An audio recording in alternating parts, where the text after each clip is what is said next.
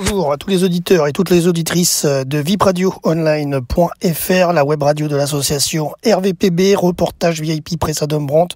Vous écoutez notre podcast radio, le débrief info, à propos des changements au 1er avril 2022.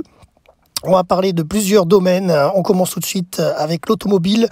Entrée en vigueur de la remise carburant du gouvernement à partir d'aujourd'hui d'au moins 15 centimes, voire 18 centimes par litre dans les stations-service pour une durée de 4 mois jusqu'au 31 juillet. La mesure est valable pour tous les automobilistes, particuliers et professionnels.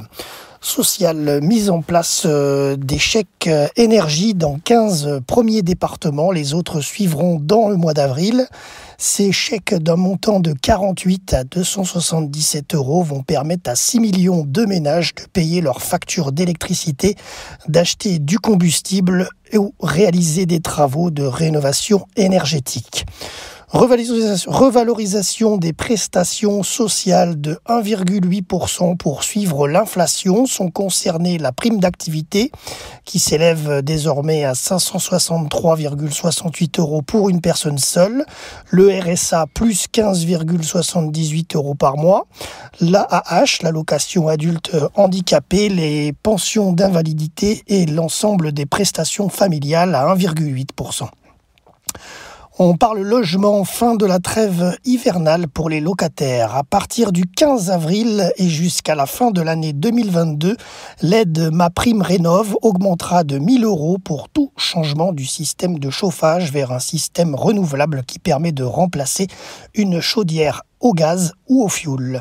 Énergie EDF ne coupera plus l'électricité en cas de facture impayée, mais réduira la puissance afin de maintenir plusieurs usages essentiels: éclairage, fonctionnement d'équipements de cuisine, recharge d'appareils électroniques. Pour l'activation, il faut appuyer longuement sur le bouton vert à droite du compteur Linky. Écologie, les systèmes de chauffage extérieur dans les terrasses de cafés, restaurants et brasseries sont désormais interdites.